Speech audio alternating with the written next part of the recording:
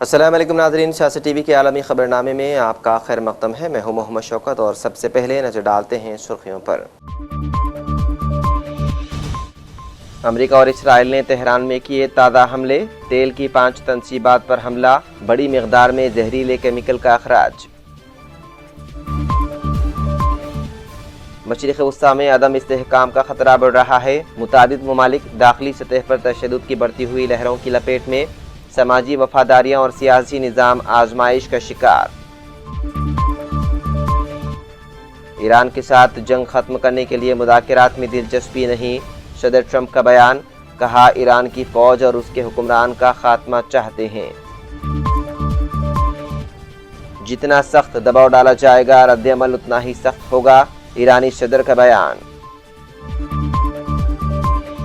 New York میں mayor Dhahran Mamdani کے گھر کے باہر بم پھینکنے کی کوشش، 2 مشتبہ افراد گرفتار، پولیس تفتیش میں مصروف۔ اور امریکہ اور ایران کے درمیان جنگ میں کیا ہوگا، اس کی پیشن گوئی ناممکن ہے، کیرل میں راہل گاندھی کا خطاب۔ تو ناظرین، یہ تھی سرخیاں۔ خبروں کی شروعات کرتے ہیں آج کی سب سے اہم خبر سے۔ امریکہ اور اسرائیل نے ایرانی دارالحکومت اور اس کے قریب کے تیل کی 5 تنصیبات پر رات دیر گئے حملے کیے، جس کے نتیجے میں 4 افراد ہلاک ہوئے۔ ایرانی ہلال احمر کا کہنا ہے کہ تیل کے ڈپوز میں ہونے والے دھماکوں سے فضا میں بڑی مقدار میں زہریلی ہائیڈرو کاربن مرکبات، گندھک یعنی کہ سلفر اور نائٹروجن آکسائڈز خارج ہوئی۔ ادارے نے ایک بیان میں خبردار کیا ہے کہ بارش کی صورت میں یہ پانی انتہائی خطرناک اور شدید تیزابی ہوگا، جس سے جلد کے جلنے اور پھیپھڑوں کو شدید نقصان پہنچنے کا خطرہ ہے۔ امریکہ اور اسرائیل کی ایران کے خلاف جنگ کے نتیجے میں خطے میں عدم استحکام کا خطرہ بڑھ رہا ہے۔ مشرق وسطی کے متعدد ممالک داخلی سطح پر تشدد کی بڑھتی ہوئی لہروں سے نمٹنے پر مجبور ہو چکے ہیں، کیونکہ سماجی وفاداریاں اور سیاسی نظام آزمائش کا شکار ہو چکا ہے۔ مراکش کے شہر رباط میں محمد پنجم یونیورسٹی کے پروفیسر محمد شتاتو نے اس ہفتے اسرائیل ٹائمز میں شائع ہونے والے ایک مضمون میں لکھا، مشرق وسطی جل رہا ہے، صرف ایک آگ سے نہیں بلکہ بیک وقت بھڑکتی ہوئی آگ کی متعدد لہروں سے، جو اپنی اپنی منطق کے مطابق پھیلتی اور شدت اختیار کرتی جا رہی ہے۔ امریکی صدر ڈونلڈ ٹرمپ نے کہا ہے کہ ایران کے ساتھ جاری جنگ شاید اس وقت ہی ختم ہوگی جب ایران کی فوج اور اس کے حکمران کا خاتمہ ہو جائے گا۔ ایئر فورس 1 میں صحافیوں سے گفتگو کرتے ہوئے صدر ٹرمپ نے کہا ہے کہ وہ اس جنگ کو ختم کرنے کے لیے مذاکرات میں دلچسپی نہیں رکھتے۔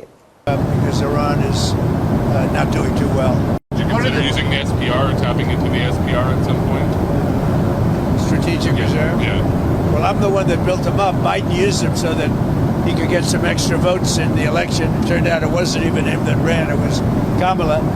And she obviously didn't get any extra votes because we won in an absolute landslide. So he should have used it for that. He used it to get, I filled it up, and he brought it down to the lowest level it's ever been. We will start at the appropriate time, which is basically a gut instinct. We will start filling up the strategic reserves. Said you want to be involved in the selection of the next leader of Iran. Can you talk to me? Well, because I don't want to just come back every 10 years, and mostly you'll have presidents, mostly, that won't do that because they don't get it. But we don't want to come back every 5 years or every 10 years and do this. So we want to pick a president that's not going to be leading their country into a war. What sort of thing do you want to see in a deal? I mean, do you think you have maximum negotiating leverage at this point? I think the president has proved that we have.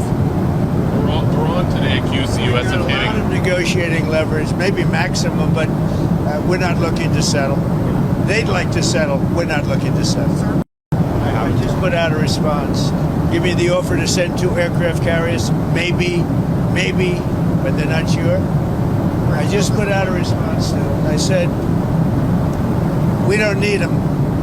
It's not the right time. It would have been nice to have had him 2 weeks ago, but the response I put out, I think, says it very well for you. Mr. Wikoff, have you communicated to the Russians not to send targeting information and other assistance to the Iranians? Strongly said that. And do you believe that they are? I hope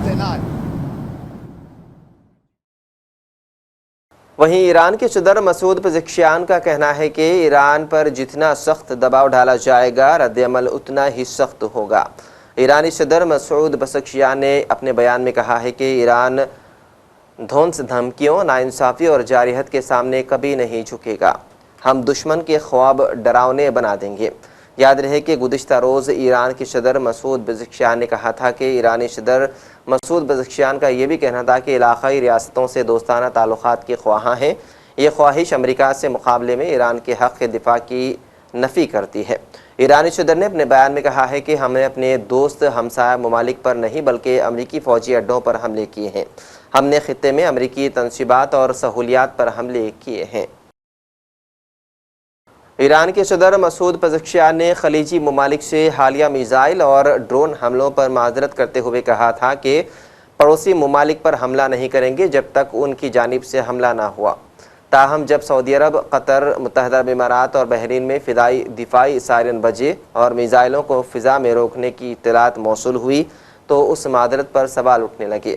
Iran کی جانب سے نرم لہجے اختیار کرنے کے باوجود میزائلوں کو روکنے کے واقعات جاری ہیں، جس کی وجہ سے خطے کے حکام یہ سوچنے پر مجبور ہو گئے ہیں کہ آیا یہ معذرت واقعی کشیدگی کم کرنے کی سنجیدہ کوشش تھی یا صرف پیغام دینے کے انداز میں تبدیلی تھی، جبکہ فوجی کارروائیاں بدستور جاری ہے۔ امریکی شہر نیو یارک میں میئر دہران ممدانی کی سرکاری رہائش گاہ گریسی مینشن کے باہر ایک مشتبہ دھماکہ خیز ڈیوائس پھینکنے کی کوشش کا معاملہ سامنے آیا۔ اس واقعے کے بعد پولیس نے 2 مشتبہ افراد کو شناخت کر کے انہیں گرفتار کر لیا۔ ایک رپورٹ کے مطابق یہ واقعہ اس وقت پیش آیا جب میئر دہران ممدانی کی رہائش گاہ کے باہر 2 مخالف گروپوں کے درمیان شدید تصادم ہوا تھا۔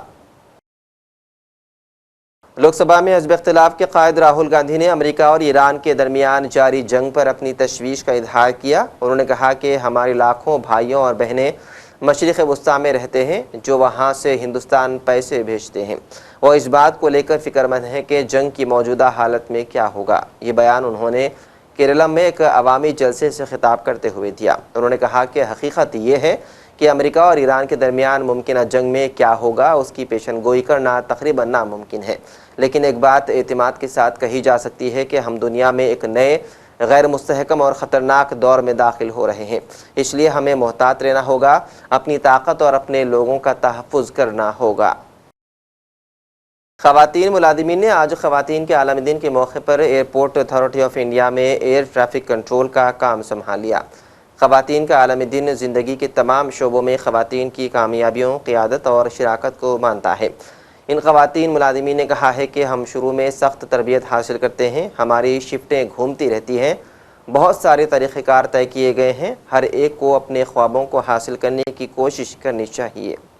We get a lot of rigorous training in the beginning, and once we are employed at the stations, like first we get training in the training centers which are designated in India, 3 training centers, and then we come wherever we are transferred to. Like I was transferred to Delhi, so here also we go through intensive training for 180 to 200 hours, and then we start our work as an actual air traffic controller. So the training prepares us for our day-to-day work.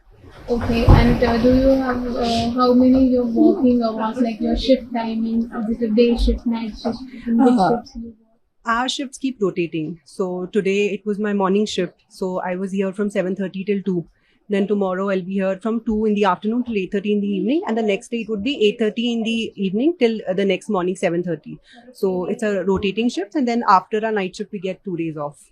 Okay, and it's really a big responsibility which you are doing. As I have already said you, it's a biggest airport, but this is a winter. Always Delhi airport is always about winter and fog. So how do you manage in this? Again, it's about all the procedures that are set in place. So there are safeguarding procedures, low visibility procedures, and we manage the air traffic based on that. The pilots are also trained to operate in low visibility conditions, and as per their rating, if they can land, then we accommodate safely the movements in the airport. ہمیں اس چیز کے لیے کافی train کیا گیا ہے already. ہم پہلے جب ہم نے مطلب جوائن کیا تھا اتھارٹی تو we underwent 6 months of crucial training at HTC Hyderabad, we call it ETS here, and after that also we went through 1 year of training, on the job training. تو میں نے 1 سال میرے انسٹرکٹر کے ساتھ سیکھا ہے. اس کے بعد میں چینل لے پا رہی ہوں ابھی انڈیویجولی. اینڈ مطلب every day we learn by working each day. تو very calmly and with clarity of thoughts we work over here. And although it is a very busiest airport, but we have learned to manage it. اچھا, جیسے آپ نے کہا کہ experience سے ہی انسان سیکھتا ہے, تو سیکھنے کا اگر موقع ہو تو دلی ایئرپورٹ میں شاید دسمبر اور جنوری سے بہتر کوئی مہینہ نہیں ہو. So how do you manage these months? Actually, overall we have learned, like my training started in January only. So there are procedures established for that. Like we are always prepared. Like we see that winter are coming, fog is coming, so we are always prepared for that. We call a procedure over here low visibility procedure, so we enforce them. Okay, pilots are well aware of it, they know how to work, and we too. So yeah, it's already. خلیج تعاون council یعنی کہ GCC نے بحرین اور Kuwait پر ایران کے حملوں کی مذمت کرتے ہوئے کہا ہے کہ بحرین اور کویت کے خلاف مسلسل حملے خطرناک جارحانہ اقدامات ہیں جو علاقائی سلامتی اور استحکام کے لیے خطرہ بن رہے ہیں.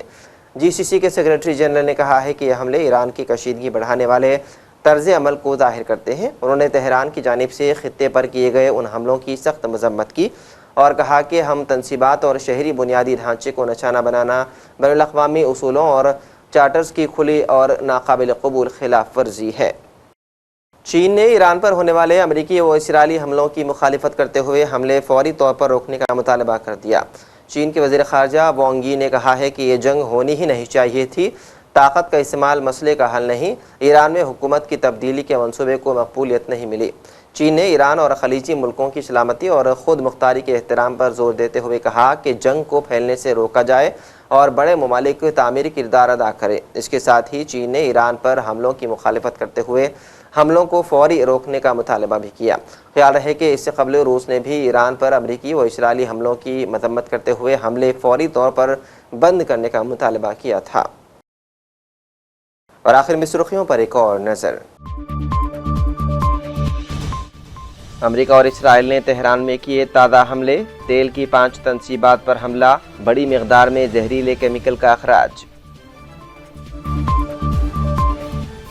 مشرق وسطی میں عدم استحکام کا خطرہ بڑھ رہا ہے. متعدد ممالک داخلی سطح پر تشدد کی بڑھتی ہوئی لہروں کی لپیٹ میں.